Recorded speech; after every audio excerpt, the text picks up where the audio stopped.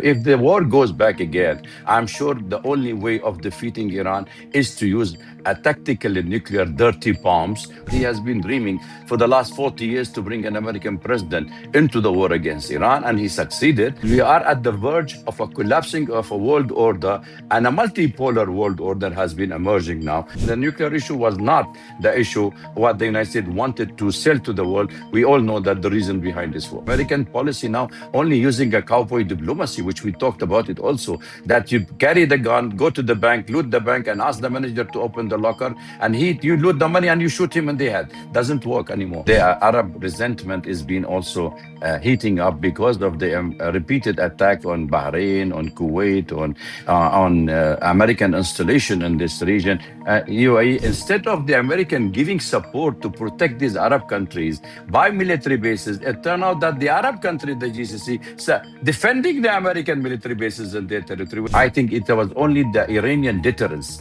that could tell the American, and it's the only country in the world who's telling the American, stop doing this regime change by force, you will fail. I think it is high time for America and for Israel to understand that the whole world wanted peace and not wars. Can we afford a third world war? I don't think we can, because this is the nuclear era, and there are two countries, as China and the United States and Russia, are competing in the sky, in the space.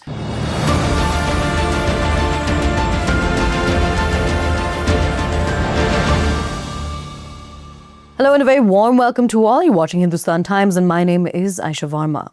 February 28th is the day the Iran-Israel-US war began. We are months into it with a fragile ceasefire in place, but not without its violations. Joining us is West Asia strategist Dr Waiel Awwad for more. Mr. Awwad, thank you so much for speaking with us. Thank you for having me. Absolutely.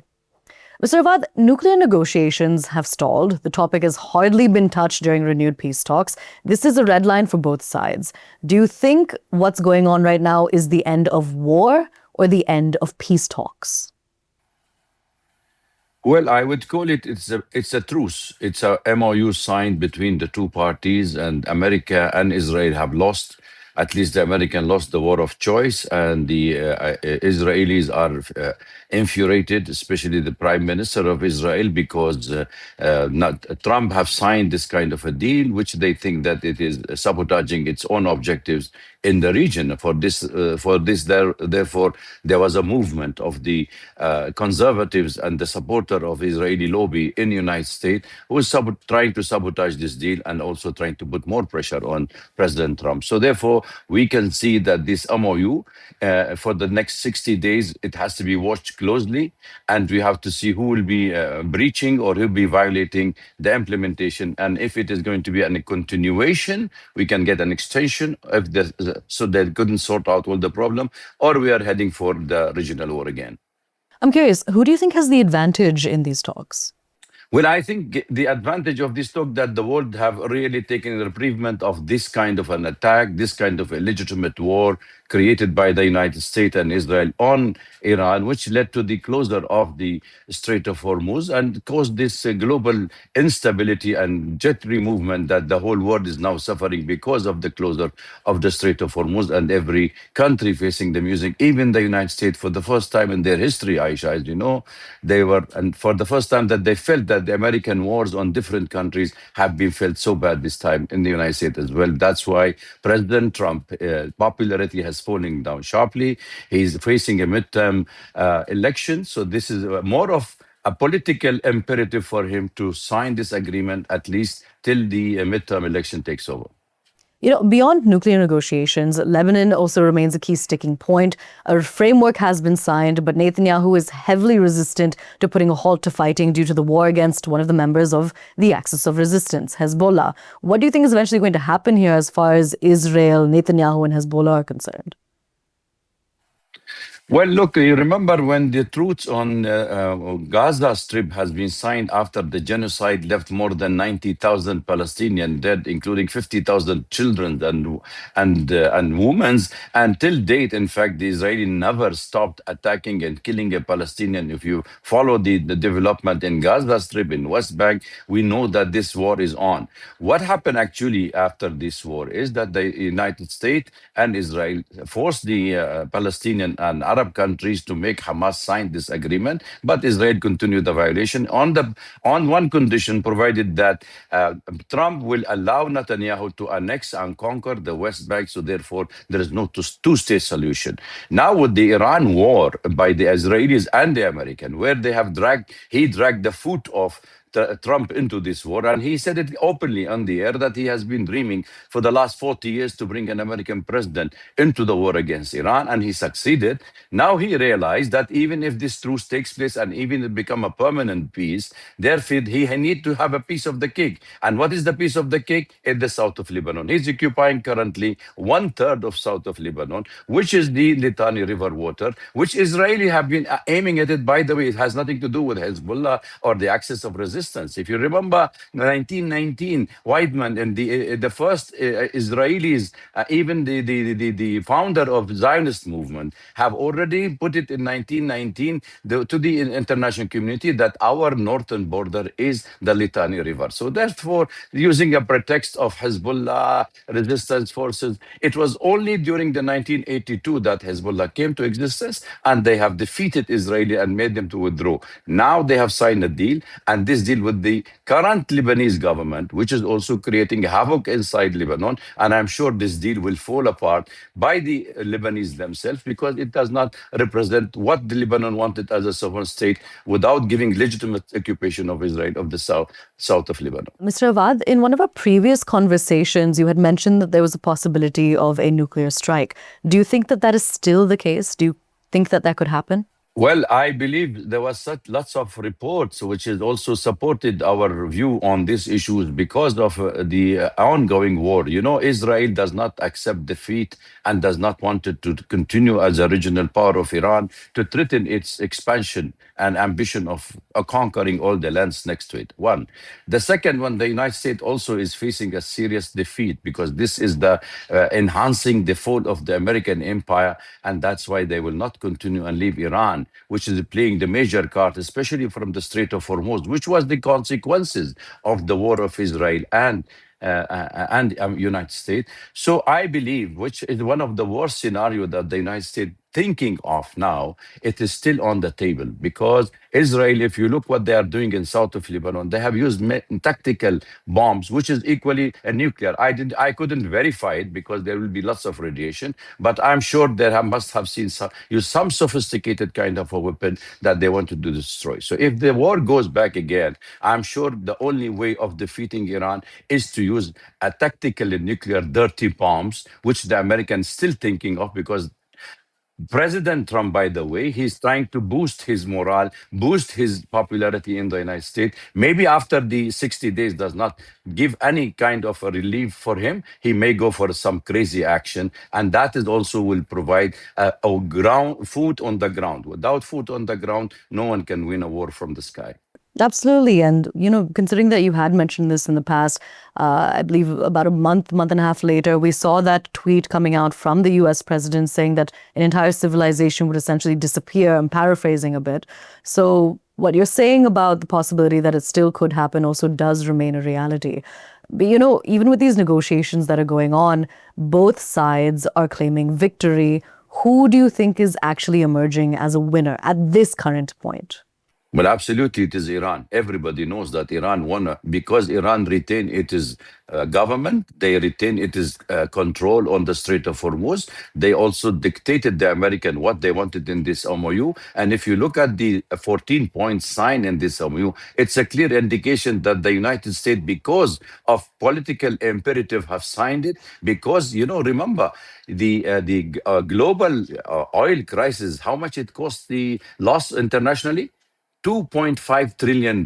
So United States cannot afford to watch the world is falling, and especially when the petrodollars is run by the United States. So therefore, they wanted to end it and make sure that Iran does not have the leverage of having the total control on the Strait of Hormuz. That's why they are trying to sabotage it. And I believe the Iranian at this moment, they are dictating. And the only problem on the United States and Israel actually speaking here is that they do not understand that the Iranian goes by the books and they go by whatever you have signed. So if you wanted to breach any of these articles or points they have already both signed, I think the United States will have to reread again the detail what Iran is actually trying to say. So I believe the American and Israelis at the moment, they are at the receiving end. However, the Iranians suffered a lot. More than 17,000 target has been attacked. Their total infrastructure of the military and the civilian installation have been destroyed. On the other side, the Iranian have attacked the American military bases, obliterated 13 military bases in the Gulf country. Until now, the American failed to drag the Gulf countries into a direct confrontation with Iran, where they wanted the GCC to pay the bill for this Persian Gulf War. So I believe the Iranian having the upper hand, but I would say it is still nobody can trust the American in this, and they will not come out as a loser, because that will have a big slap on the face of President Trump and the deep state in the United States. I'm curious about one spectacle that kind of occurred. This happened about a bit more than a month ago. We saw thousands of Marines being sent to the region around Iran. There were murmurs, reports, whispers of the fact that there was going to be an American ground invasion. We saw this entire social media campaign in response. Iran itself is saying, we're here, we're ready. If there is a ground invasion, we're excited for it. Why do you think that was just optics by Donald Trump? Do you think a ground invasion was something that was actually planned and they backed off because of Iran's response? Or do you think it was just optics at the end of the day?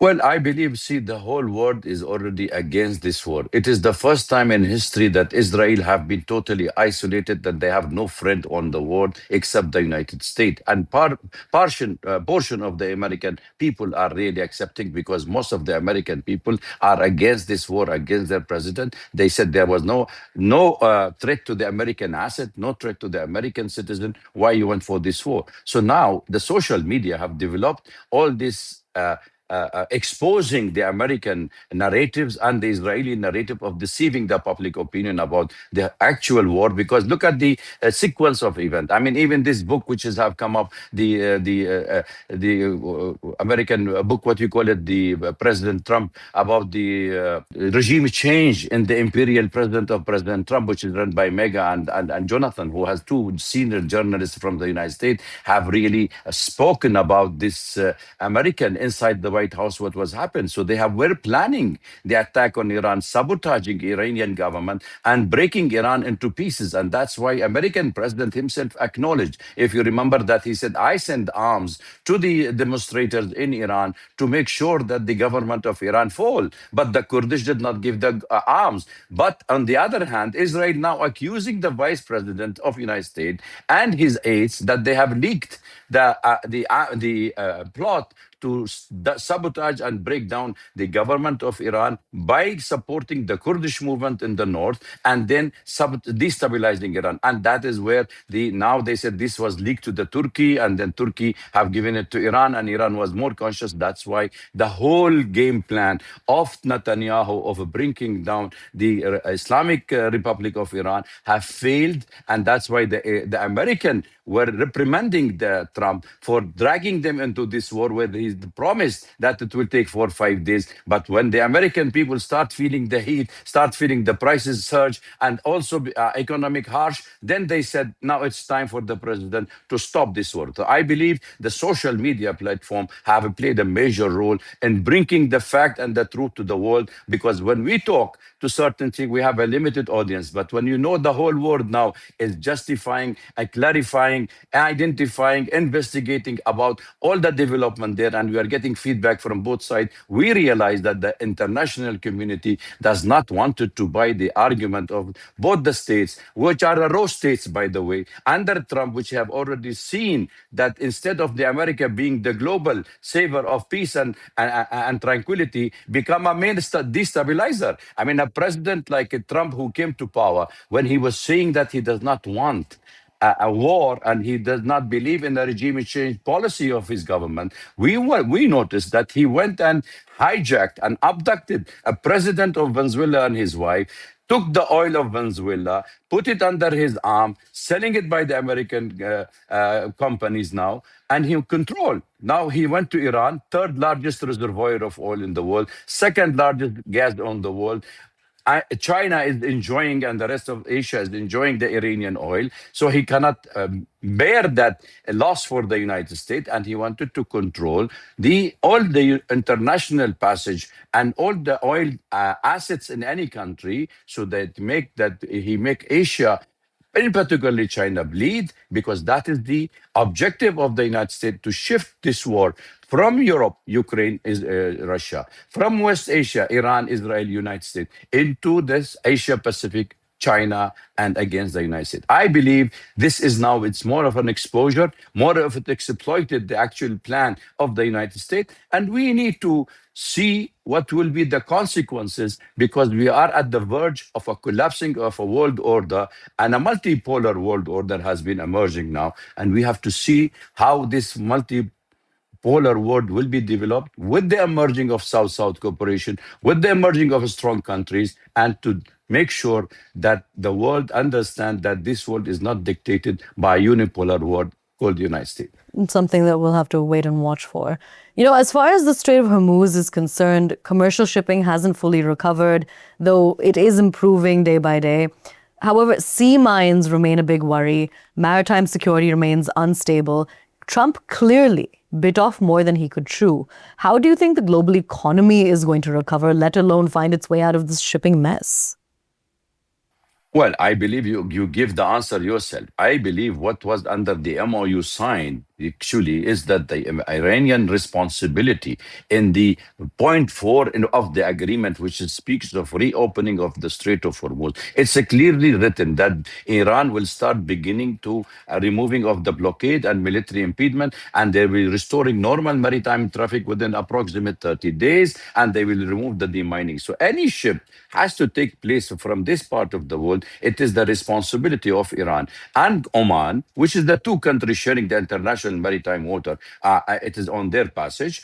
So they are responsible for this. So America cannot sabotage this one. And Iran, if you notice, after the signing of the agreement, 70 ships moved in one day, which was a normal movement of the ship, right? Without giving any loyalty or any fee or any toll payment, nothing. Second part was that the American go and provoke the Iranian by allowing the passage of a ship and telling the shippers to pass through the Muscat, and Iran said, no, it has to be with the consent of the Iranian. So the ship passage fall from 70 into 50 into 40, and then the American realized that it is written in the agreement and you have to come back to the paperwork. So I believe Iran will be demining it. They wanted to see the American assuring that they are committed and they are adhering to the point. They will defreeze their asset, which has been frozen over the 47 years of Iranian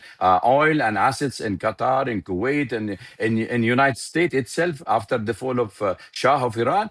So if that is gradually start taking, a confident building measure will start soon. But who to trust, where there will be another break of this war again?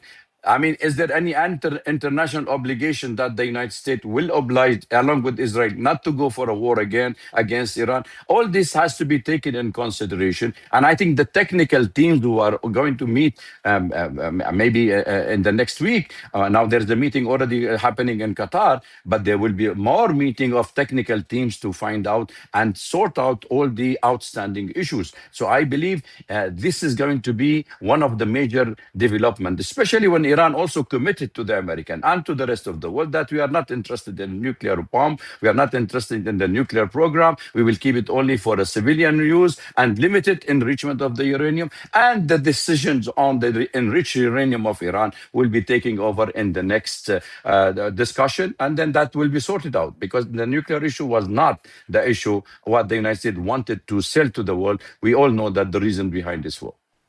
Amid this war, I'm curious about your take on this. Do you think that Iran is continuing to get even more and more isolated? I mean, how do you see its relationship with its neighbors in the Middle East transforming over the next few months or even the next few years, considering what's taken place so far?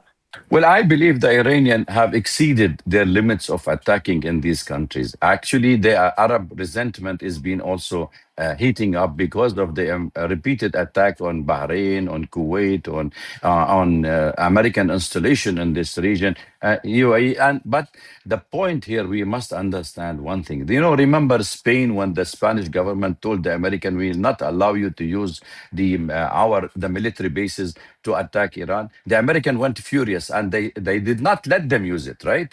Here you're having a president of the United States who having more than 17 military bases in the GCC. All the GCC country went to the United States, pleaded to the American president that please do not go for a war, because Iran gave a warning that any use of an American bases there, it will be a legitimate target for the Iranian. And that's why we've seen that more than 13 American military bases have been obliterated, and they have killed few of the American soldiers and Marines based on those bases and injured many. So there was a reason for the Arab country that the America went for this war and used their bases without the consent of the Arab. Despite the fact that we get lots of news recently that it was done on behest of the collaboration with the Arab capitals and all.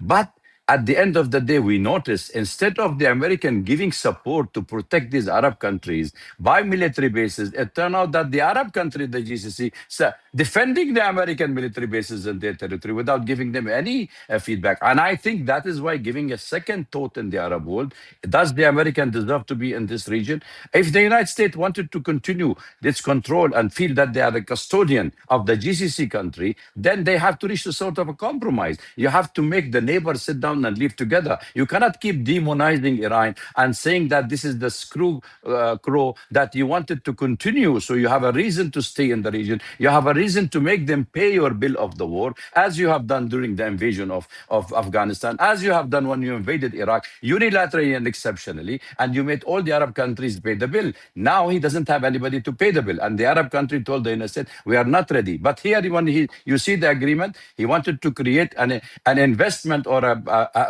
board where there is a $300 billion. And when you ask Rubio, who will pay this? He said, the GCC. When you ask the GCC, he said, no, we have not been consulted, or we don't, it's not in our consent. So I believe there is a second thought in the Arab world. That they wanted to live in peace with Iran. Iran have already offered them long years before that, let's have a security arrangement. We will give a commitment, not no attack on each other. And Iran, over the years, we all know that for the last 200 years, never attacked any of the Arab country, never attacked any country. That's, leave aside what people rhetoric may say. And this is the reason why now there has to be some kind of a security framework arrangement among regional countries. Otherwise, this will continue. And the United States will not leave this country to live in peace, because it has a bigger objective. I believe MAGA, or Make America Great Again, have fallen apart, and American president will not be able to regenerate and make America first again by this sort of a policy that he's trying to use, and provoking wars in different battle zones in the world, because the countries and the whole world is fed up of these wars, and we cannot afford seriously that we can survive and continuous perpetual provocation for permanent war on the region, because of the objective that they wanted to have a greater Israel, because of the objective of destabilizing and breaking countries. I think it's a high time the South-South cooperation has to have a voice in any of the international issues, and especially in a multipolar world which is emerging. Talking about the possibility of a permanent war, what is your opinion on how the mediators are doing? We're seeing Qatar, we're seeing Pakistan.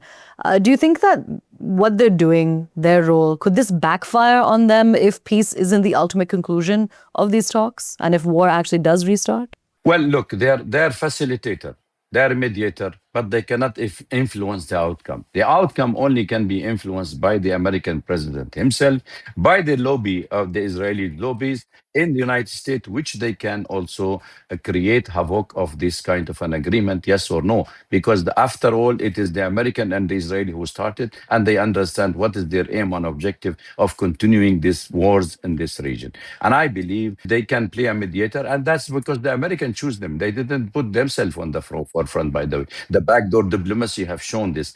But I believe this is a positive development, whether whoever is doing A or B. If we achieve peace, the whole world will be reprieved from all the suffering. But if not, then this is also a futile exercise. And remember, one point here, it's not only the Pakistanis who, by the way, who have been, or the Qataris, it is also China, it is also Russia, it is also France, Germany. Everybody is putting their efforts to make sure that this war come to an end. And I believe the Chinese feel that the United States is breaching the trust that they have built to end this war by forcing the Iranian to come to the deal. Because once you start breaching and bombing, that means you are not honoring your word. And remember also, 99% or 98% of the Iranian oil actually is bought by whom? By China. So that's the whole issue. Bring us back to the forefront that the ultimatum goal for the United States is the control of oil, the international global trade corridors, whether it's in Panama, whether it is in Mediterranean, whether it is in the Red Sea, whether it is in Strait of Hormuz, Malacca, Strait of Taiwan.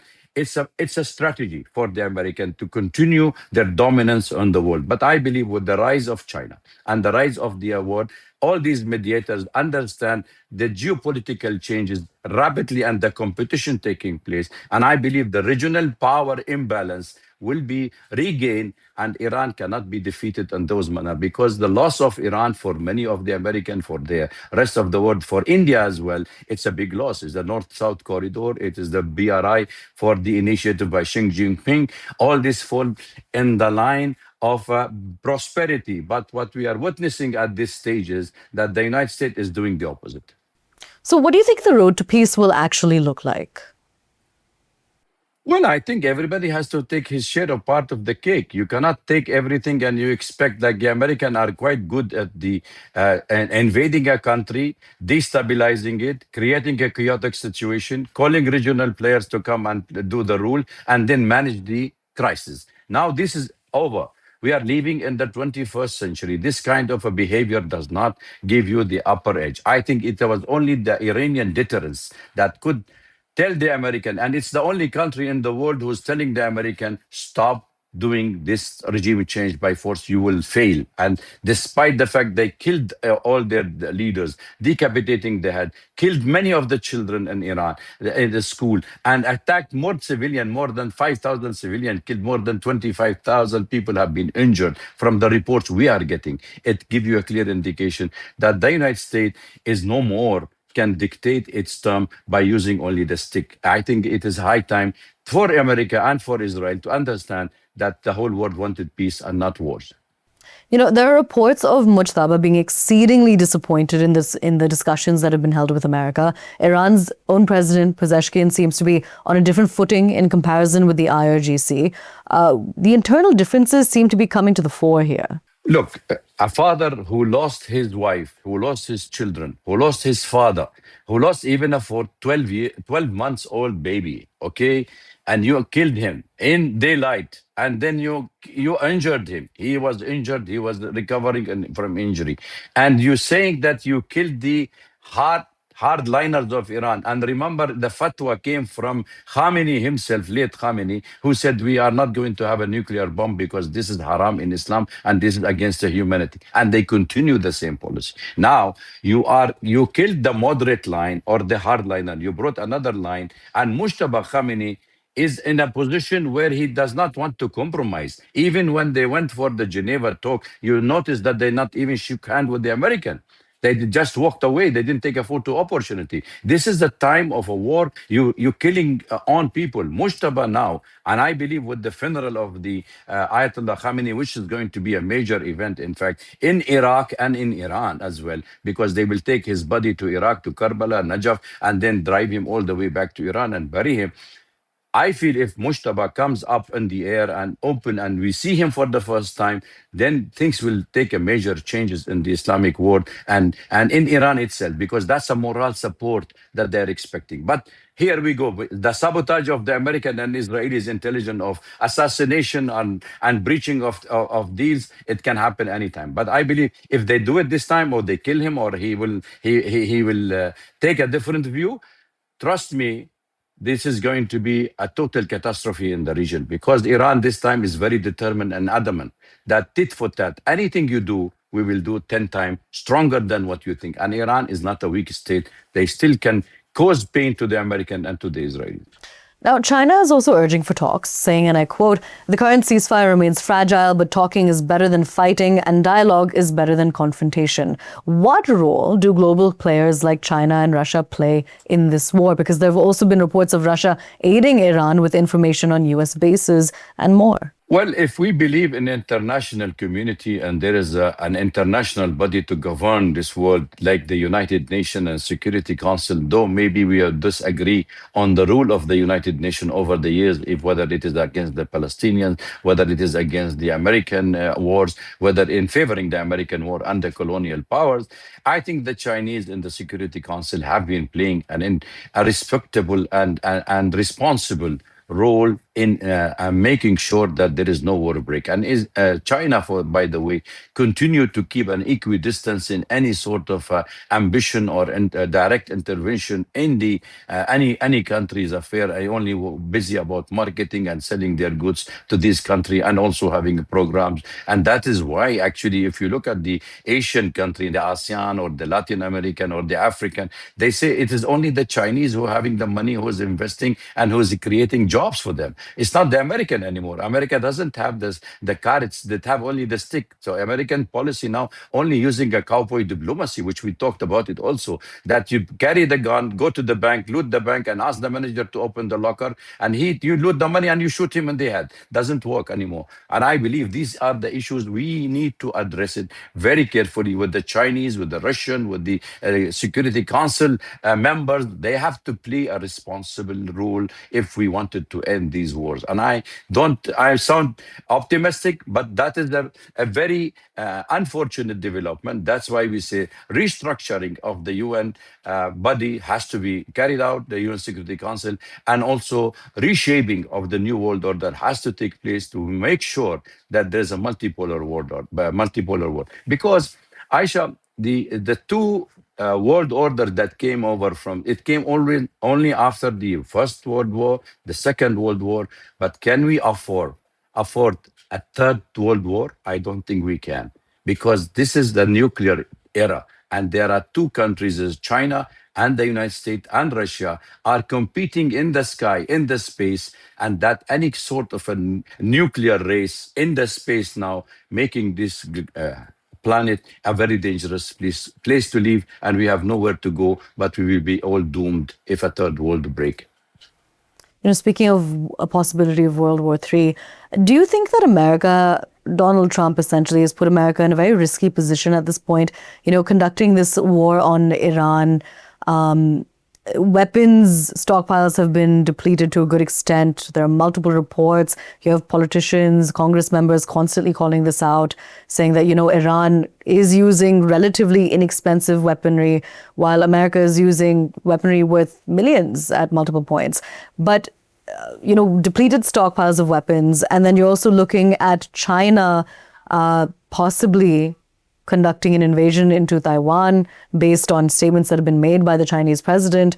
What kind of position do you think America has put itself into globally? Well, I think it's exposed itself quite well, and I believe the credit goes to President Trump, who have exposed even the White House business and underground politics, diplomacy, which we never knew, that he wanted to obliterate a civilization. He was plotting the Iranian, and he was arming the civilian there, where the whole world was buying the American narrative that this is a totalitarian regime in Iran, and these people are a peaceful civilian, were demonstration, and they've been killed. And we all came to to know about lots of story from the United States. And I think in United States, a plan of, as I said, MAGA, make America great again, will fall apart, because that's not the way you compete with a power like China, where the American feel the heat of, that's the only superpower emerging that can cause the United States pain, and they are the only rival, or they call them the enemy. So I believe they have to find a way out of sorting out and share this cake with the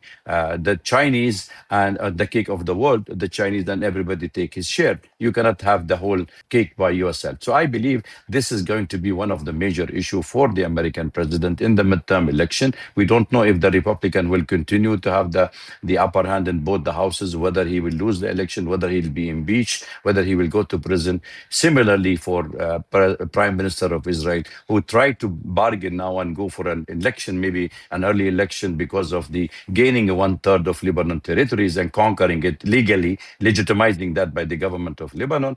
And I believe if he believe in these things, that we can see that the arrogance on those two countries will continue for some time. China will never attack Taiwan, will never invade Taiwan. They have learned from the Russian what they have. Russian created the mess for them in Ukraine. They have learned from the Middle East what they have done. This is a responsible state. Yes, it can be of a danger red line if the Taiwanese government announced that they are independent. And that is where the American pushing the Taiwanese government into this line. So America is fishing in a turbulent water to create a problem for China, not only in Taiwan. They're creating problem in the South China Sea. They are also having alliances with the Quad, with the ICOS, with the Australia, Japan, South Korea, Vietnam, Indonesia, Philippines.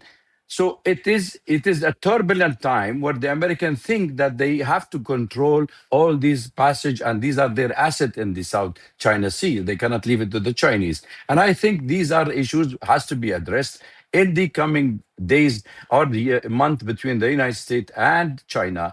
When the President Trump met with his counterpart, Xi Jinping, and he showed lots of respect. He understand that they need each other more than they wanted to confront each other. So I think that the Chinese are very careful. They will not go for any sort of an adventure in that part of the world. And mostly, the end of the war on Ukraine cannot happen, because most of the NATO forces now may start taking military action against Russia, which is going to create a more chaotic situation in the world, because they have not won the war on Iran yet. But all this I'm talking about, I'm just giving you a very complex situation. Nobody can, just hypothetically, nobody can give you visionary. We are not an astrologer. We're not the best decision maker in dark rooms that we are deciding the world. But I believe these are the trends we are watching, what's happening in this world. And if the American people can seriously wake up to what their governments, repeated government, doing in this world, and bring the White House in terms with the American aspiration, I think they can drop, Trump will be out. Similarly, the Israeli people has to realize that they have to live in peace in the region. If you are still ambitious of occupying territories to create a greater Israel from south, from Euphrates to Nile, take all these countries in the hand, I think this dream has to be washed out and live in peace, because this is the time where coexistence has to be dealt with. And similarly, in the Asian Pacific region, it has to be the same, because most of the country in ASEAN were reluctant even to join any of the camp, whether the bloc of the United States or the bloc of China, because nobody wants war. And I come back again to the same point. So I believe the international politics sometimes dictate us how to see the coming events on the next scenario, where the battle zone will be taken. Those military industry who is more than happy and the sole beneficiaries of all these wars. Dr. Waiel Awwad, thank you so much for joining us and for having such an insightful conversation with us. Thank you for having me, and thank you and your viewers for all the comments. I keep watching and I keep reading, and I appreciate the critics and the appreciation. Absolutely.